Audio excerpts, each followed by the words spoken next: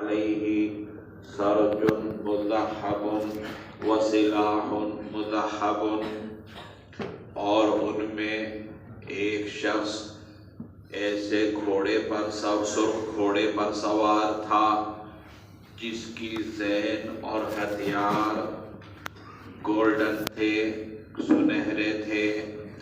فجعل الرومی یفری بالمسلمین، ایک رومی مسلمان پر حملے کر رہا تھا۔ فقعد له المددی خلف صخرۃ، مددی ایک پتھر کے پیچھے چھپ کر بیٹھ گیا۔ فمر به الرومی، وہ رومی اس کے پاس سے گزرا۔ فعرقب فرسہ، اس نے اس کے گھوڑے کی ٹانگیں کاٹ ڈالی۔ فخر، چنانچہ وہ رومی گر گیا۔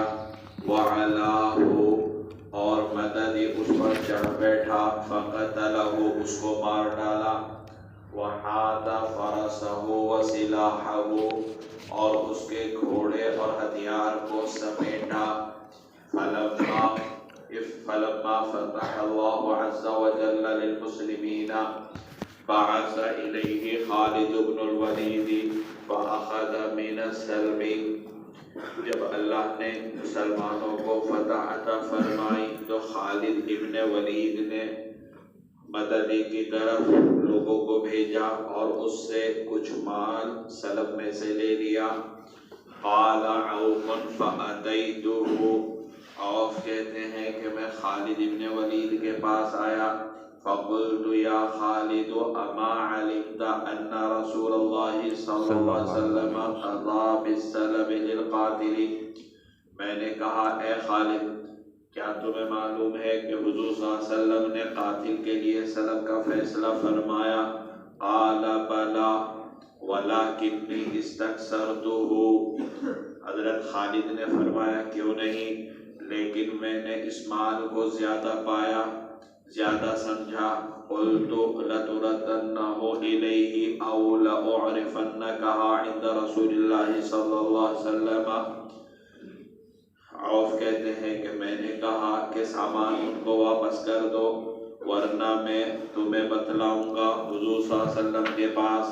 فأبى أن يرد عليه، خالد ابن ولید نے لیا ہوا سامان واپس کرنے سے انکار کر دیا۔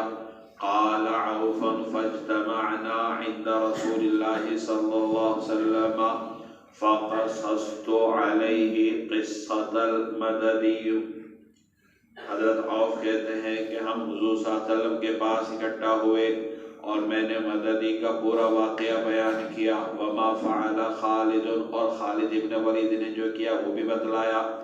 فقال رسول اللہ صلی اللہ علیہ وسلم یا خالد ما حملک علی ما صنعت، نبی کریم صلی اللہ علیہ وسلم نے دریافت کیا اے خالد تمہیں جو تم نے کیا اس پر کس نے آمادہ کیا؟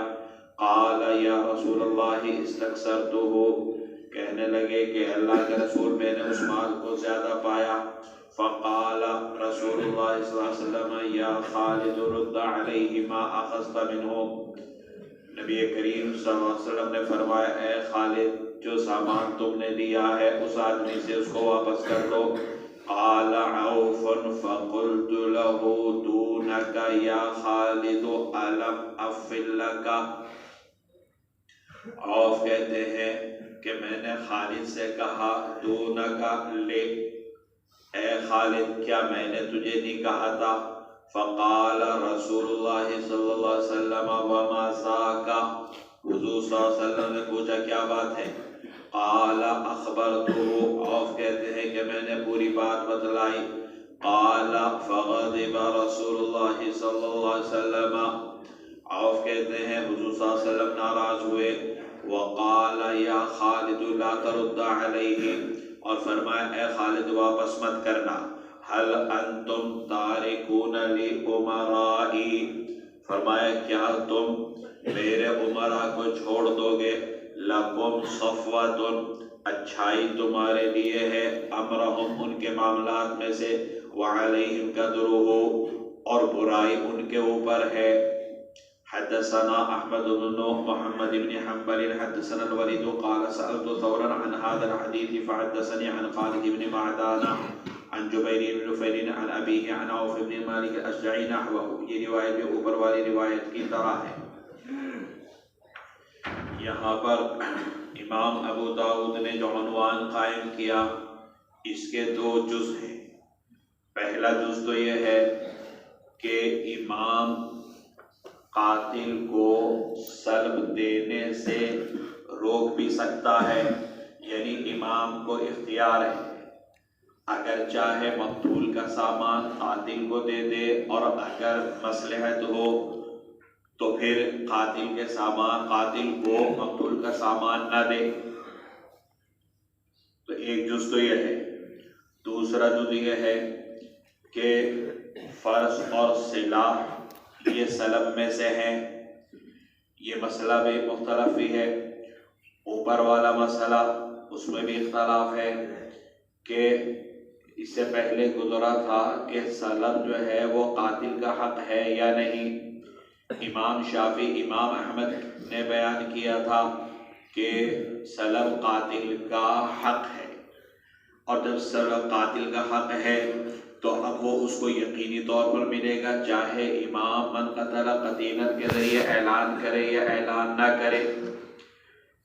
امام ابو حنیفہ اور امام مالک نے بیان کیا تھا کہ سلب جو ہے وہ قاتل کا حق نہیں ہے. اگر امیر اعلان کرے من قتل قتیلا کے ذریعے تب تو اس کو ملے گا، یا اعلان نہ کرے بطور انعام کے دینا چاہے تو امام کو یہ بھی اختیار ہے. لیکن ایسا نہیں کہ ہر حال میں اس کو ملے.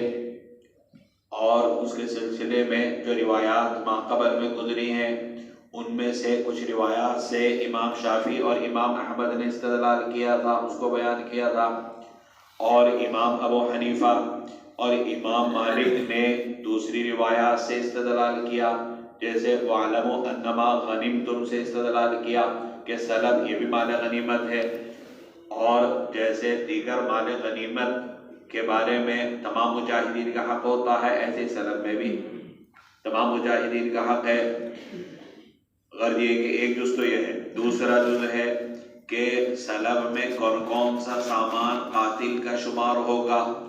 ہتھیار سلب میں سے ہے، اس پر تو سب کا اتفاق ہے، لیکن گھوڑا اونٹ وغیرہ یعنی جو سواری ہے وہ سلب میں داخل ہے یا نہیں.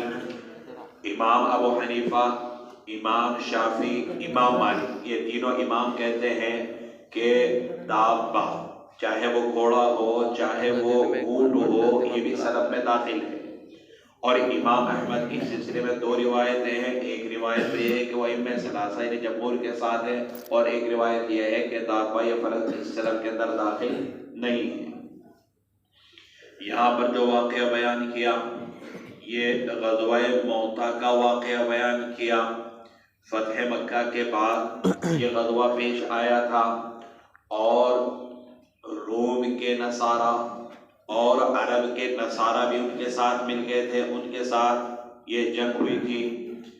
نبی کریم صلی اللہ علیہ وسلم بذات خود اس معرکے میں شریک نہیں ہوئے تھے، بلکہ صحابہ کرام کا ایک وفد اور لشکر روانہ کیا تھا. اور اس کی وجہ یہ بنی تھی کہ حضور اکرم صلی اللہ علیہ وسلم نے حضرت حارث ابن عمیر کو رومیوں کے بادشاہ کی طرف بھیجا تھا اپنا خط دے کر. راستے میں رومی بادشاہ کا جو کوئی حاکم تھا، کسی علاقے کا گورنر تھا شرحبیل، اس نے حضرت حارث ابن عمیر کو پکڑا اور کہنے لگے کہ تم محمد کے ایلچی ہو. انہوں نے کہا کہ ہاں. تو اس بنا پر شرحبیل نے بہت بے دردی کے ساتھ ان کو شہید کر دیا. رسول کریم صلی اللہ علیہ وسلم کو جب اطلاع ملی تو آپ بڑے غضبناک ہوئے. کیوں؟ اس لیے کہ قاصدوں کے ساتھ جو ہے وہ اہم معاملہ کیا جاتا ہے، اچھا برتاؤ کیا جاتا ہے، اور ان کے ساتھ کوئی برا سلوک نہیں کیا جاتا تھا. تو یہ پہلا واقعہ ہے کہ قاصد کے ساتھ برا سلوک کیا گیا. آپ صلی اللہ علیہ وسلم نے ایک لشکر تیار کیا، اور تقریباً 3000 کا لشکر اور اس لشکر میں حضور اکرم صلی اللہ علیہ وسلم نے سب سے پہلے امیر مقرر کیا زید ابن حارثہ کو، اور ایک سفید رنگ کا جھنڈا دیا، اور فرمایا کہ اگر زید ابن حارثہ شہید ہو جائے تو جعفر ابن ابی طالب علم اٹھائیں گے، وہ تمہارے امیر ہوں گے، وہ شہید ہو جائیں تو عبداللہ ابن رواحہ تمہارے امیر ہوں گے، وہ علم اٹھائیں گے۔ ایک ترتیب بیان کی، اسی ترتیب میں حضرت خالد ابن ولید کا بھی ذکر ہے جن کا اس روایت کے اندر تذکرہ ہے۔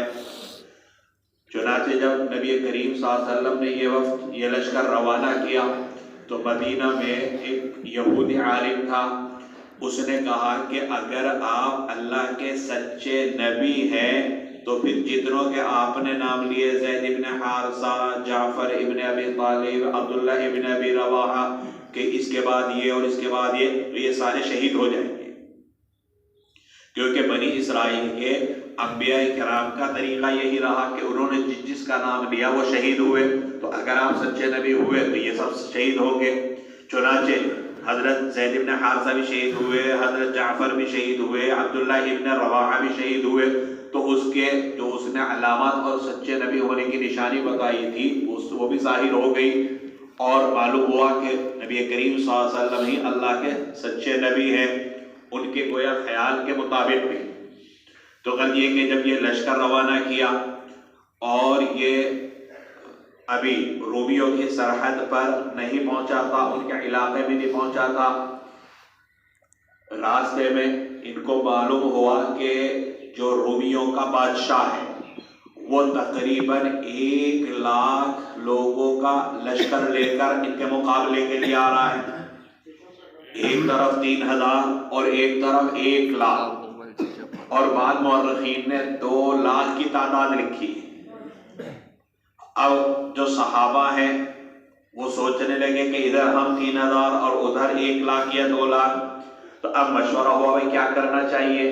بعض کی رائے یہ ہوئی کہ حضور اکرم صلی اللہ علیہ وسلم کو حالات سے باخبر کرنا چاہیے، لیکن اس موقع پر عبداللہ ابن ابی رواحہ نے کہا کہ اس سے بڑھیا موقع کب آئے گا، یہ تو بڑا سنہری موقع ہے کہ بھئی یا تو شہادت یا فتح، ہم تو اللہ کے بھروسے پر لڑیں گے۔ چنانچہ لڑائی ہوئی اور 7 دن تک لڑائی ہوئی، اور اس 7 دن میں صرف 7 مسلمان شہید ہوئے، اور 1,00,000 کے مقابلے میں اللہ تعالیٰ نے 3,000 کے لشکر کو کامیابی عطا فرمائی۔ انشاءاللہ اب بھی کامیابی ملے گی، اچھی خبریں آ رہی ہیں۔ پرسوں رات کے بارے میں بہت اچھی خبر ہے، زمینی حملہ ہوا اور جتنے آئے کوئی بھی واپس نہیں جا سکا۔ انشاءاللہ تم لوگوں کی دعائیں رنگ لائیں گی انشاءاللہ۔ تو غرض یہ کہ جو غزوہ موتا پیش آیا، اس میں حضرت عوف ابن مالک اپنا واقعہ بیان کرتے ہیں کہ اس غزوے میں بھی نکلا، اور امیر جو ہے وہ زید ابن حارثہ تھے کیونکہ سب سے پہلے انہی کو علم عطا کیا گیا۔ پھر حضرت جعفر طیار کو جب یہ شہید ہو گئے، اور جعفر طیار کو میدان جنگ کے اندر ان کا پہلا ایک ہاتھ کٹا تو دوسرے ہاتھ میں علم اٹھایا، دوسرا کٹا تو علم کو سینے کے اوپر رکھا اور کٹے ہوئے ہاتھوں سے اس کو انہوں نے تھاما۔ ان کو اللہ تبارک و تعالی کی طرف سے ان کے چونکہ دونوں بازو کٹ چکے تھے تو ان کو جنتی پر لگائے گئے، اسی لیے جعفر طیار ان کو کہا جاتا ہے۔ جب یہ شہید ہو گئے، عبداللہ ابن ابی رواحہ کے ہاتھ میں اونٹ کی بوٹی تھی، کھانا کھا رہے تھے، اطلاع ملی کہ حضرت جعفر شہید ہو گئے۔ اب چونکہ قیادت ان کو ملنی تو انہوں نے کہا کہ وہ تو جنت میں پہنچ گیا اور تیرے ہاتھ میں ابھی بھی دنیا ہے، لہٰذا اس کو رکھا اور وہ بھی میدان عمل میں پہنچ گئے۔ اور سب سے پہلے انگلی کٹی، کہنے لگے یہ تو صرف ایک انگلی کٹی ہے، ابھی تو اور آگے بڑھنا ہے۔ غرض کہ اللہ تعالیٰ نے ان کو بھی وہاں پر شہادت عطا فرمائی۔ غرض یہ کہ عوف ابن مالک کہتے ہیں کہ جب میں نکلا تو میرے ساتھ ایک اور یمنی شریک ہو گیا، جن لوگوں کا باقاعدہ لشکر میں نام ہوتا ہے ان کے علاوہ اگر کوئی مدد کے طور پر شامل ہو جائے، کیونکہ اس کا نام فہرست میں نہیں تھا، فوجیوں کے، تو ہو سکتا ہے اسی وجہ سے یہاں پر اس کے لیے مددی کا لفظ استعمال کیا گیا ہو، احتمال ہے، یا ہو سکتا ہے اس کا کوئی لقب ہو۔ لغت یہ ہے کہ ایک یمنی جس کو مددی کہا جاتا ہے وہ شریک ہو گیا، اور اس کے پاس بھی ایسا نہیں کہ بہت سارے ہتھیار ہوں، صرف ایک تلوار، اور دشمن کے وار سے بچنے کے لیے ڈھال بھی اس کے پاس موجود نہیں تھی۔ لیکن اللہ تعالیٰ نے ڈھال بنانے کا کیسے انتظام کیا کہ لشکر میں کسی نے ذات راہ کے لیے اپنے اونٹ کو ذبح کیا، اور جب اونٹ ذبح کیا، کھال اتاری، تو اس نے کہا بھائی تھوڑا سا ایک چمڑے کا ٹکڑا مجھے بھی دے دینا۔ اس نے چمڑے کا ٹکڑا دیا اور اس سے اس نے ڈھال بنائی، کہا درقی، درقن ڈھال کو کہتے ہیں، اور ڈھال عام طور پر چمڑے کی اس زمانے کے اندر ہوا کرتی تھی۔ غرض یہ کہ جب یہ آگے بڑھے اور رومیوں سے ملاقات ہوئی تو رومی لشکروں میں ایک شخص سرخ رنگ کے گھوڑے پر سوار تھا، یہ بڑا مال تھا، جیسا آج کے زمانے میں اس کی اتنی بڑا امیر آدمی ہے کیونکہ اس کی اتنی جائیدادیں ہیں، اتنا بڑا بینک بیلنس ہے، اس کی اتنی فیکٹریاں ہیں۔ اس زمانے کے اندر جس کے پاس عمدہ قسم کے گھوڑے یا عمدہ قسم کے اونٹ اور زیادہ سے زیادہ جانور ہوا کرتے تھے تو مانا جاتا تھا کہ یہ بہت امیر و کبیر آدمی۔ تو اس کے پاس سرخ رنگ کا گھوڑا تھا جو عرب کے اندر اچھا مانا جاتا تھا، قیمتی مانا جاتا تھا، اور اس کے اوپر جو زین تھی وہ بھی سونے کی تھی، اور اس کی جو تلوار اور ہتھیار اس کے پاس تھے وہ بھی سونے کا تھا۔ تو اس کا مطلب یہ ہے کوئی عام آدمی نہیں تھا، اور وہ مسلمانوں پر بڑھ چڑھ کر حملہ کر رہا تھا۔ یفری بالمسلمین، ادھر جو یمنی مدنی میرے ساتھ تھا یہ اس کی طاق میں لگ گیا کہ اس کو تو نمٹانا ہے، لہذا یہ ایک پتھر کی چٹان کے پیچھے بیٹھ گیا چھپ کر، اور یہ رومی جو سرخ گھوڑے پر تھا جب اس کے سامنے آیا اس نے اس کے گھوڑے پر ایک وار کیا، جب گھوڑا زخمی ہوا، گھوڑا گرا تو یہ بھی گرا، لہذا یمن مدنی مسلمان اس کے اوپر چڑھ بیٹھا اور اس کا کام تمام کر دیا، اور اس کا جو سامان تھا گھوڑا اور ہتھیار وغیرہ وہ سب اس نے اپنے قبضے میں لے لیے۔ یہ سمجھ کر کہ من قتل قتیلا فلہ سلبہ، غرض یہ کہ جب جنگ ختم ہوئی اور مسلمانوں کو کامیابی ملی، حضرت خالد ابن ولید اس وقت امیر لشکر تھے ترتیب کے اعتبار سے، تو اب ان کو معلوم ہوا کہ فلاں آدمی کے پاس جو ہے سلب کے طور پر اتنا مال ہے، اس نے فلاں آدمی کو مارا۔ حضرت خالد ابن ولید نے اس کے مال میں سے کچھ مال لے لیا، پورا مال نہیں لیا، تھوڑا مال لے لیا۔ حضرت عوف ابن مالک کو پتہ چلا تو یہ پہنچ گیا حضرت خالد ابن ولید کے پاس، کہا کہ کیا آپ کو معلوم نہیں کہ حضور اکرم صلی اللہ علیہ وسلم نے قاتل کے لیے مقتول کے سامان کا فیصلہ کیا، تو آپ نے کیسے لے لیا؟ تو انہوں نے فرمایا کہ ہاں معلوم ہے لیکن مال بہت زیادہ ہے تو اس وجہ سے اس میں کچھ مال میں نے لے لیا۔ حضرت عوف نے کہا کہ نہیں، ان کو واپس کرو ورنہ حضور کو بتلاؤں گا، تب بھی انہوں نے نہیں دیا۔ غرض یہ کہ جب یہ مدینہ آئے اور آ کر نبی کریم صلی اللہ علیہ وسلم کو حضرت عوف نے پورا واقعہ بیان کیا کہ جنگ کے اندر ایسا ایسا ہوا، ایسے ایک آدمی میرے ساتھ شریک ہو گیا اور اس طرح اس نے ایک رومی کو مار دیا اور اس کا جو مال تھا وہ لے لیا، اور پھر اس میں سے جو ہے حضرت خالد ابن ولید نے لے لیا۔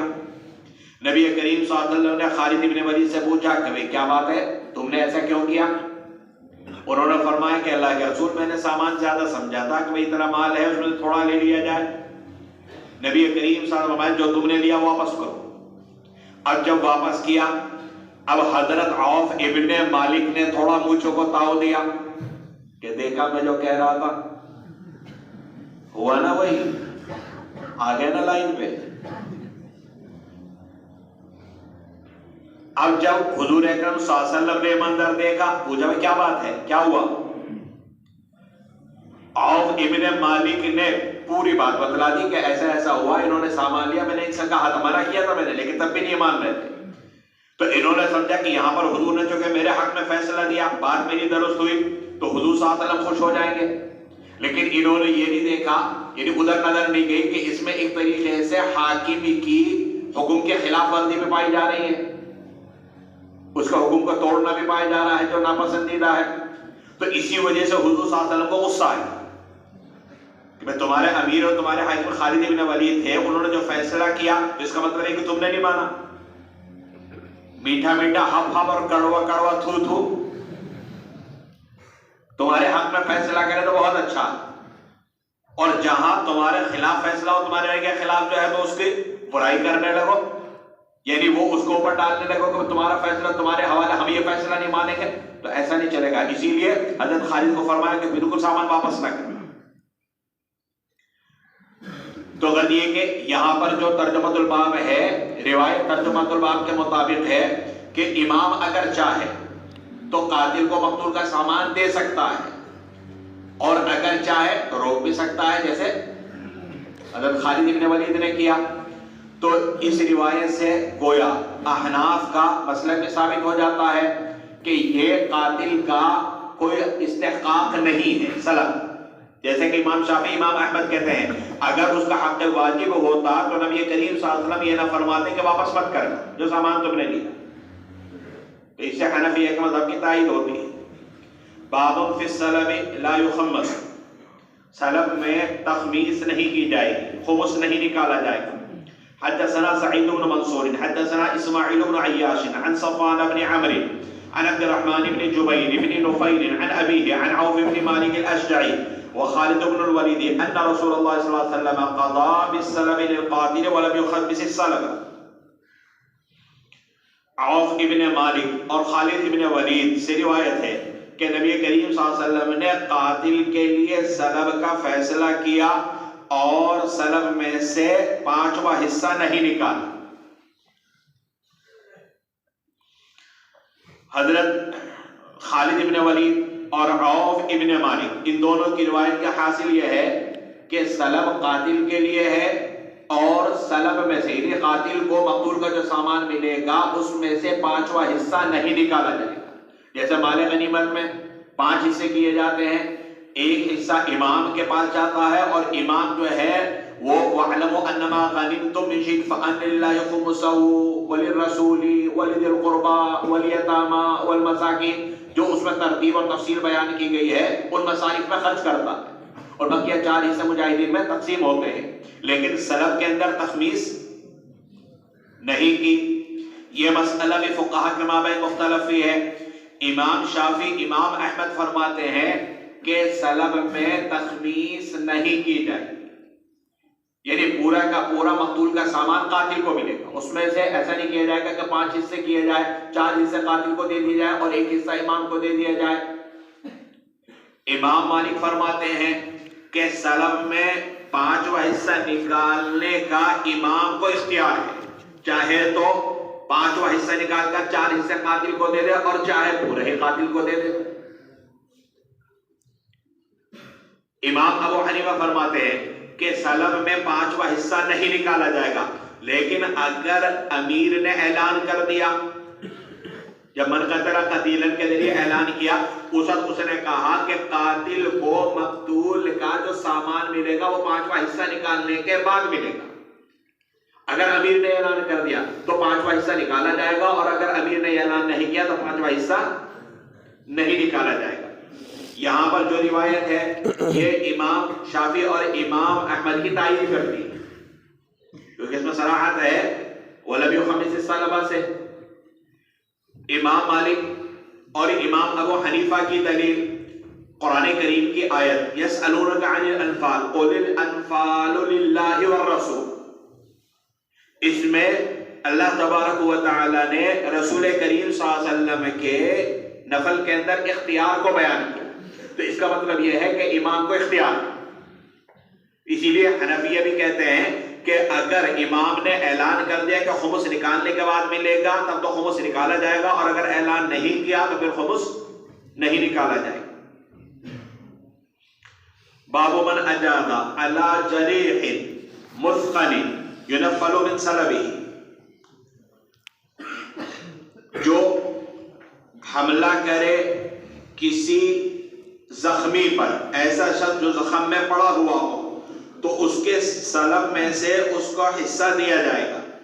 حدثنا ہارون بن عباد حدثنا وکیع عن ابیہ عن ابی اسحاق عن ابی عبیدہ عن عبد اللہ بن مسعود قال نفلنی رسول اللہ صلی اللہ علیہ وسلم یوم بدر سیف ابی جہل کان قتلہ۔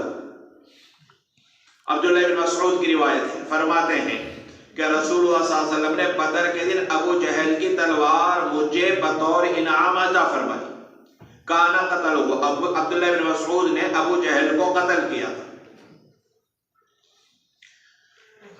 یہاں پر باب یہ قائم کیا کہ اگر کسی مسلمان نے ایک کافر کو زخمی کر دیا لیکن ابھی وہ زخمی ہے، مرا نہیں، دوسرے مسلمان نے اس کا کام تمام کر دیا، تو اس مقتول کا سامان کس کو ملے گا؟ جس نے پہلے حملہ کیا تھا اور زخمی کیا تھا اس کو ملے گا، یا بعد میں جس نے آخری کام تمام کیا اس کو ملے گا؟ امام شافعی، امام احمد فرماتے ہیں کہ جس نے زخمی کیا تھا اس کو ملے گا، جو بعد میں مارنے والا ہے اس کو اس کا سلب نہیں ملے گا. امام مالک یہاں پر بھی یہ بات کہتے ہیں کہ امام کو اختیار ہے، چاہے جس نے زخمی کیا تھا اسے دے دے اور جس نے بعد میں کام تمام کیا چاہے اس کو دے دے. امام ابو حنیفہ کہتے ہیں کہ پہلے جس نے زخمی کیا تو دیکھا جائے گا کہ کس انداز اور کس طرح کا زخمی کیا. اگر ایسا زخمی کیا کہ اس کو بالکل ناکارہ اور نکما کر دیا، لڑنے کے لائق ہی نہیں رہا، اٹھ بھی نہیں سکتا، نہ خود میدان عمل میں جا سکتا اور نہ مشورے دینے کے قابل رہا، تو اب اگر اس کو دوسرے آدمی نے مارا ہے تو اس کا سلب پہلے جو زخمی کرنے والا اس کو ملے گا. اور اگر معمولی درجے کا زخم ہے، زخمی ہونے کے باوجود وہ آ گیا لڑنے کے لیے، تو اب بعد میں جس نے مارا ہے اس کو ملے گا. تو امام شافعی، امام احمد کے یہاں جو پہلے زخمی کرنے والا اس کو ملے گا. امام مالک کہتے ہیں کہ امام کو اختیار ہے، دونوں میں سے چاہے جس کو دے دے. اور امام صاحب کہتے ہیں دیکھا جائے گا کس طرح کا زخمی کیا ہے. اگر ایسا زخمی کیا کہ بالکل ناکارہ کر دیا، لڑنے کے لائق نہیں چھوڑا، تو اسی کو سلب ملے گا. اور اگر ایسا زخمی نہیں کیا تو بعد میں جو مارنے والا ہے اس کو سلب ملے گا. یہاں پر حضرت عبداللہ بن مسعود رضی اللہ تعالیٰ عنہ کی روایت بیان کی ہے کہ حضور صلی اللہ علیہ وسلم نے بدر کے دن ابو جہل کی تلوار ان کو بطور انعام عطا فرمائی. یعنی ابو جہل کے چھوڑے ہوئے سامان میں سے تلوار حضرت عبداللہ بن مسعود کو عطا فرمائی. اسی کو سلب کہا جاتا ہے. اور پورا واقعہ آپ کے سامنے آ چکا کہ سب سے پہلے معاذ ابن عفرا اور معاذ ابن عمر ابن جموح نے اس کو زخمی کیا تھا، اور آخری کام تمام حضرت عبداللہ ابن مسعود نے کیا. تو حضرت عبداللہ ابن مسعود کو یہ تلوار ملی، تو اس کا مطلب یہ ہے کہ بعد میں جو مارنے والا ہے اس کو سلب ملے گا. یہاں پر اس روایت سے تو معلوم ہوتا ہے کہ عبداللہ ابن مسعود رضی اللہ تعالیٰ عنہ کو تلوار ملی، جبکہ بخاری اور مسلم کے اندر روایت یہ ہے کہ جب معاذ اور معوذ دونوں نے کہا کہ میں نے مارا، تو حضور صلی اللہ علیہ وسلم نے دونوں کی تلواروں کو دیکھا اور پھر ابو جہل کا سامان معاذ ابن عمر ابن جموح کو دے دیا. اور یہاں معلوم ہوتا ہے کہ تلوار عبداللہ ابن مسعود کو دی، تو بظاہر ٹکراؤ معلوم ہوتا ہے، تعارض معلوم ہوتا ہے. اس کا ایک جواب تو یہ دیا گیا کہ یہ روایت منقطع السند ہے، کیونکہ ابو عبیدہ کا عبداللہ ابن مسعود سے لقاء ثابت نہیں. ابو عبیدہ کا عبداللہ ابن مسعود سے، عبداللہ ابن مسعود سے ان کی ملاقات ثابت نہیں، تو درمیان میں کوئی نہ کوئی راوی ہے، تو اس لیے یہ روایت قابل استدلال نہیں. کیونکہ صحیحین کی جو روایت ہے وہ مرفوع ہے اور یہ منقطع ہے، تو اس کا درجہ کم ہے. ایک جواب تو یہ ہے. دوسرا جواب یہ ہے کہ ہو سکتا ہے کہ معاذ ابن عمر ابن جموح کی رضامندی سے ابو جہل کی تلوار حضور اکرم صلی اللہ علیہ وسلم نے عبداللہ ابن مسعود کو دے دی ہو، تو اس صورت میں دونوں روایتوں میں کوئی تعارض نہیں ہوگا. باب فی من جاء بعد الغنیمۃ لا سہم لہ، یہ باب اس شخص کے بیان میں کہ جس کو جو غنیمت کے بعد آئے تو اس کے لیے حصہ نہیں ہے. اس باب کا جو عنوان قائم کیا ہے اس کا مفہوم یہ ہے کہ اگر کوئی شخص مال غنیمت ملنے کے بعد وہاں پر پہنچے کہ جہاں غزوہ ہوا، تو آیا اس کو حصہ ملے گا یا حصہ نہیں ملے گا. امام شافعی، امام احمد اور امام مالک، ان حضرات کے یہاں غنیمت میں حصہ ملنے اور نہ ملنے کا مدار ہے قتال پر۔ اگر قتال ہو رہا ہے اور کوئی آدمی پہنچ جائے، یعنی مسلمان اب وہاں پر پہنچ جائے مدد کے لیے، تو اس کو بھی مال غنیمت میں حصہ ملے گا۔ اور اگر قتال کے ختم ہونے کے بعد پہنچے تو پھر مال غنیمت میں سے حصہ نہیں ملے گا۔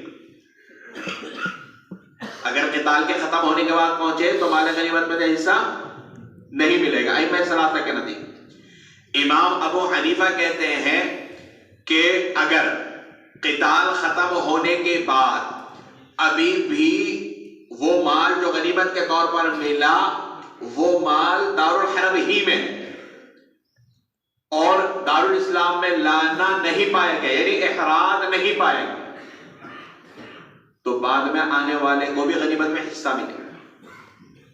یا یہ ہے کہ ابھی وہ سامان دارالحرب ہی میں ہے اور اس کو تقسیم کر دیا مجاہدین میں، تو تقسیم کے بعد اگر آئے تو اس کا حصہ نہیں، اور تقسیم سے پہلے آ گیا تو اس کا حصہ ہے۔ تو مال اگر دارالحرب میں ہے ابھی اور تقسیم بھی نہیں ہوئی تو اگر جب قتال ختم ہو چکا تب بھی اگر کوئی آنے والا ہے امام ابو حنیفہ کے یہاں اس کا حصہ ہوگا۔ اس سے متعلق روایات اس باب کے اندر بیان کی گئی۔ حدثنا سعيد بن منصور حدثنا اسماعيل بن عياش عن محمد بن الوليد الزبيدي عن الزهري عن عنبسة ابن سعيد اخبره انه سمع ابا هريرة يحدث سعيد بن العاص ان رسول الله صلى الله عليه وسلم بعث ابان بن سعيد بن العاص على سرية من المدينة قبل نجد۔ حضرت ابو ہریرہ رضی اللہ تعالی عنہ کو بیان کرتے ہوئے سنا کہ نبی کریم صلی اللہ علیہ وسلم نے ابان ابن سعید کو مدینہ سے نجد کی طرف ایک سریے کے ساتھ بھیجا، ایک سریے کا امیر بنا کر بھیجا۔ فقدم ابان بن سعید واصحابه على رسول اللہ صلی اللہ علیہ وسلم بخیبر بعد ان فتحها۔ پس ابان ابن سعید اور ان کے ساتھی نبی کریم صلی اللہ علیہ وسلم کے پاس پہنچے، نبی کریم صلی اللہ علیہ وسلم کے پاس آئے خیبر میں، خیبر کے فتح ہونے کے بعد۔ وَإِنَّ حُزْمَ خَيْلِهِمْ لِيفٌ، اور ان کے گھوڑوں کے بندھن کھجور کی چھال کے تھے۔ فقال ابان اقسم لنا یا رسول اللہ، ابان ابن سعید نے کہا کہ اے اللہ کے رسول خیبر کے غنیمت میں ہمیں بھی تقسیم کیجئے، ہمیں بھی حصہ دیجئے۔ فقال ابو ہریرہ فقلت لا تقسم لهم، ابو ہریرہ کہتے ہیں میں نے کہا کہ ان کو حصہ مت دیجئے اللہ کے رسول صلی اللہ علیہ وسلم۔ فقال ابان انت بها یا وبر تحدل علینا من رأس ضال، ابان نے کہا انت بها، تو کہہ رہا ہے یہ، یا وبر اے گھوس، یہ بلی کی طرح ایک جنگلی جانور ہوتا ہے، تو وہ حضرت ابو ہریرہ کی تحقیر کی، اے گھوس انت بها، یعنی انت تقول بهذه الکلمۃ، یہ بات تو کہہ رہا ہے اے گھوس، تحدر علینا من رأس الضال، تو پہاڑ کی چوٹی سے ہماری طرف اتر آیا ہے۔ فقال نبی صلی اللہ علیہ وسلم اجلس یا ابان، حضور صلی اللہ علیہ وسلم نے اے ابان بیٹھو، زیادہ غصہ کرنے کی ضرورت نہیں۔ ولم يقسم لهم رسول اللہ صلی اللہ علیہ وسلم، اور حضور اکرم صلی اللہ علیہ وسلم نے ان کو مال غنیمت تقسیم نہیں کیا۔ اس روایت کا حاصل آپ سمجھ گئے ہوں گے کہ ان کو نبی کریم صلی اللہ علیہ وسلم نے نجد کی طرف ایک سریے کا امیر بنا کر بھیجا۔ سریہ حضور صلی اللہ علیہ وسلم کا معمول یہ تھا کہ جب بڑے لشکر کو لے کر روانہ ہوتے اور کسی بڑے مقصد کے لیے روانہ ہوتے تو وہاں پہنچنے سے پہلے چھوٹے چھوٹے اس بڑے لشکر میں سے چند افراد پر مشتمل چھوٹے چھوٹے لشکر مختلف علاقوں کی طرف بھیجنے کی طرح تم پہلے ادھر نمٹ آؤ اور پھر وہاں پہنچنا، تم ادھر چلے جاؤ پھر وہاں پہنچنا، کیونکہ تقاضے بھی ہوتے ہیں نا، تقاضوں پر بڑی جماعت میں سے چھوٹی چھوٹی جماعتیں بھیج دی جاتی نا، تم ادھر چلے جاؤ تم ادھر چلے جاؤ تم ادھر چلے جاؤ، کیونکہ تقاضا ہے۔ جتنے ہمارے بھائی ہیں وہ سارے سمجھ گئے۔ گھوڑوں سے ایسے ہی سنا ہے۔ غرض یہ کہ جب یہ جہاں بھیجا تھا وہاں فتح ہو گئی، وہاں سے فتح ہونے کے بعد آئے تو یہ پہنچ گئے خیبر میں، جو کہ حضور صلی اللہ علیہ وسلم وہاں پر موجود تھے۔ لیکن یہ جب پہنچے، جب خیبر فتح ہو چکا تھا اور ان کے گھوڑوں کے جو بندن تھے وہ کہیں کے تھے لیفن، کھجور کی چھال کے، یا تو راوی ان کے فقر کی حالت کو بیان کر رہا ہے کہ ان کے پاس اپنے گھوڑوں کو باندھنے کے لیے جو رسیاں ہوتی ہیں وہ بھی نہیں تھی، کھجور کی چھال کو لپیٹ لپیٹ کر اس کی انہوں نے رسیاں بنا رکھی تھی، یا صورت واقعہ کو بیان کر رہا ہے راوی۔ غرض یہ کہ انہوں نے کہا کہ اللہ کے رسول صلی اللہ علیہ وسلم جو خیبر میں مال غنیمت ملا تو ہمیں بھی اس میں سے حصہ دیجئے۔ حضرت ابو ہریرہ جو کہ موجود تھے اور وہی راوی بھی ہیں، وہ کہنے لگے کہ اللہ کے رسول ان کو نہ دیجئے۔ ابان ابن سعید نے فوراً ان کے اوپر حملہ کیا اور کہا کہ بھئی تو جنگل کا رہنے والا زال، یعنی مراد یہ ہے کہ تو پہاڑ کی چوٹی سے نیچے آنے والا، تو دیہاتی قسم کا آدمی، دنیا کی کیا خبر، تو جو بول رہا تھا گئی۔ بعض روایتوں میں ذانن آیا ہے نون کے ساتھ، اور یہ ایک پہاڑ ہے جہاں پر حضرت ابو ہریرہ رضی اللہ تعالیٰ عنہ کا قبیلہ آباد تھا۔ مقصد یہ ہے کہ زان نامی پہاڑ سے تو یہاں آبادی کے اندر آ گیا اے جنگلی، اور تو اس طرح کی بات کر رہا ہے۔ تو یا وبر سے مراد ایک جنگلی جانور، جس کو ہمارے زبان میں گھوس کہا جاتا ہے، بلی کی طرح ایک جنگلی جانور ہوتا ہے۔ نبی کریم صلی اللہ علیہ وسلم نے ان کو آرام سے بٹھایا کہ بیٹھو ذرا آرام سے، غصہ مت کرو، لیکن حضور اکرم صلی اللہ علیہ وسلم نے مال غنیمت میں سے حصہ نہیں دیا۔ اب اگلی روایت دیکھ لو پہلے۔ حدثنا حامد بن یحیی البلخی حدثنا سفیان حدثنا زہری وسأله اسماعیل بن امیہ فحدثه الزہری انه سمع عنبسة بن سعید القرشی يحدث عن ابي هريرة قال قدمت المدينة ورسول الله صلى الله عليه وسلم بخيبر حين افتتحها فسألته ان يسحمني۔ حضرت ابو ہریرہ کی روایت ہے کہ میں مدینہ آیا اور نبی کریم صلی اللہ علیہ وسلم خیبر میں تھے۔ جب اس خیبر کو فتح کر کیا تو میں نے حضور صلی اللہ علیہ وسلم سے کہا کہ میرے لیے بھی حصہ لگائیے۔ فتکلم بعض ولد سعید بن العاص، سعید ابن العاص کے بیٹوں میں سے ایک بیٹے، نیچے اوپر لکھا ہوا ابان ابن سعید نے گفتگو کی اور کہا لا تسحم له یا رسول اللہ، اے اللہ کے رسول ان کو حصہ مت دیجئے۔ قال فقلت هذا قاتل ابن قوقل، میں نے کہا کہ یہ ابن قوقل کا قاتل ہے۔ قال سعید بن العاص یا عجبا لوبر قد تدلى علينا من قدوم ضال يعيرني بقتل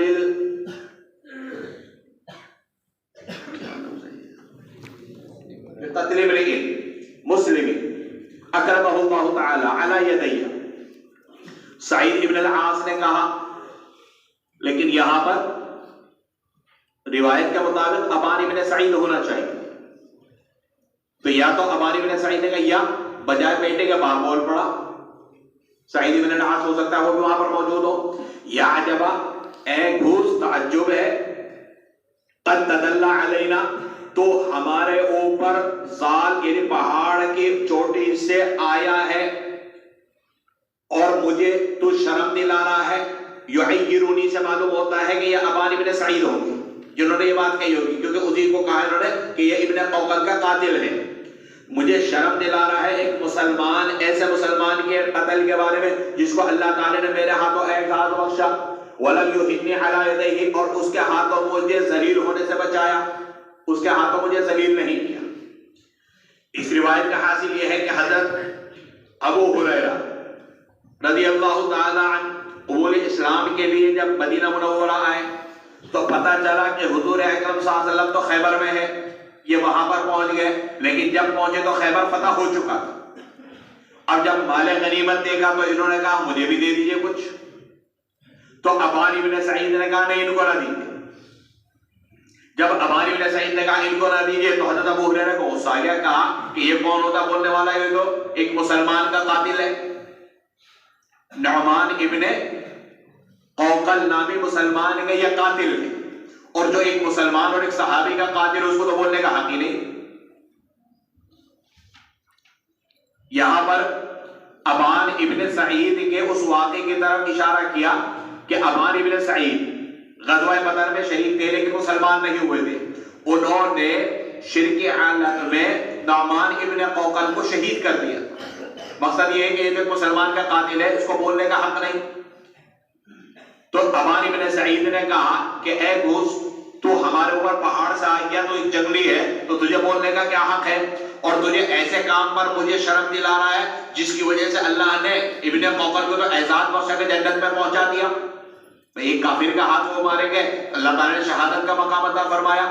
ہاں یہ کہ اللہ نے مجھے ذلیل ہونے سے بچایا, اگر بدر میں مجھے مار دیتے تو میں تو کفر کی حالت میں تھا, میں تو ذلیل و رسوا ہو جاتا. تو میری وجہ سے اللہ نے ان کو اعزاز بخشا, تو میں قابل عزت ہوا, قابل تعظیم ہوا, نہ کہ باعث ذلت. اب یہاں پر ان دونوں روایتوں کو سامنے رکھ کر ایک سوال یہ پیدا ہوتا ہے کہ پہلی روایت کے اندر بیان کیا کہ سوال کرنے والے ابان ابن سعید ہیں اور ان کو حصہ دینے سے منع کرنے والے حضرت ابو ہریرہ ہیں, اور یہاں پر یہ ہے کہ سوال کرنے والے ابو ہریرہ رضی اللہ تعالی عنہ ہیں اور ان کو حصہ دینے سے انکار کرنے والے ابان ابن سعید ہیں. بظاہر تعارض معلوم ہوتا ہے. اس کا ایک جواب تو یہ ہے کہ پہلی روایت کو امام زہری جو محدث ہیں وہ کہتے ہیں کہ وہ راجح ہے, اور یہ جو دوسری روایت ہے یہ مرجوح ہے. پہلی روایت کے اندر راوی ہے زبیدی اور اس روایت میں اندر راوی ہے سفیان ابن عیینہ. تو وہ سفیان ابن عیینہ کی یعنی اس دوسری روایت کو مرجوح اور پہلی روایت کو راجح قرار دیتے ہیں. اور راجح قرار دینے کی وجہ یہ ہے کہ پہلی روایت کے اندر یہ ہے کہ نبی کریم صلی اللہ علیہ وسلم نے حضرت ابان کو فرمایا کہ بیٹھ جاؤ, اپنے پاس بٹھایا, اور دوسری روایت میں اس کا تذکرہ نہیں, تو اس لیے پہلی روایت کو راجح قرار دیا. دوسرا جواب یہ ہے کہ ہو سکتا ہے دونوں نے سوال کیا ہو. جب حضرت ابو ہریرہ نے سوال کیا تو ابان نے ٹانگ اڑا دی, اور ابان نے سوال کیا تو حضرت ابو ہریرہ نے حملہ کر دیا. تو ہو سکتا ہے دونوں نے سوال کیا ہو اور دونوں نے منع کیا ہو ان کو نہ دینا, ان کو نہ دینا, تو اس وجہ سے بھی کوئی تعارض نہیں ہوگا. غلط یہ کہ جو ترجمۃ الباب ہے کہ باب فی من جاء بعد الغنیمت, کہ جو مال غنیمت ملنے کے بعد آئے لا سہمن, تو اس کے لیے حصہ نہیں ہے. یہ روایت بظاہر امام شافعی اور امام احمد کے مطابق ہے, کیونکہ وہ کہتے ہیں کہ قتال کے ختم ہونے کے بعد اگر کوئی آتا ہے اس کو غنیمت میں حصہ نہیں ملتا. اور امام ابو حنیفہ کہتے ہیں قتال کے ختم ہونے کے بعد بھی اگر تقسیم سے پہلے یا اس سامان کے دارالاسلام میں لے جانے سے پہلے کوئی آتا ہے اس کو مال غنیمت میں حصہ ملتا ہے. بظاہر یہ روایت امام ابو حنیفہ کے خلاف ہے, لیکن امام ابو حنیفہ اس کا جواب یہ دیتے ہیں کہ جناب علی جب خیبر مکمل فتح ہو چکا تھا تو وہ تو دارالاسلام بن گیا, دارالحرب رہا ہی نہیں, اور جب دارالاسلام ہو گیا تو احراز پایا گیا, اور احراز کے بعد اگر کوئی آتا تو ہم بھی کہتے ہیں کہ اس کا غنیمت میں حصہ نہیں ہوتا. بعض روایات میں حضرت ابو ہریرہ کو نبی کریم صلی اللہ علیہ وسلم کی طرف سے اس موقع پر کچھ دینا ثابت ہے. یہاں تو یہ کہ کچھ نہیں دیا, لیکن بعض روایت سے دینا ثابت ہے. اس کا جواب یہ دیا کہ وہ جو دینا ہے وہ خمس میں سے, کیونکہ مال غنیمت میں 5 حصے ہوتے ہیں, ایک حصہ امام کو دیا جاتا ہے, اور پھر امام کے لیے مصرف قرآن نے بیان کیے کہ امام کیا کہاں خرچ کرے گا, ولی رسول ولی ذی القربى والیتامى. تو ان مصارف میں سے کوئی ایک مصرف ہونے کی وجہ سے حضرت ابو ہریرہ رضی اللہ تعالیٰ عنہ کو نبی کریم صلی اللہ علیہ وسلم نے دیا ہے, تو وہ دینا خمس میں سے ہے, اصل مال غنیمت میں سے نہیں ہے.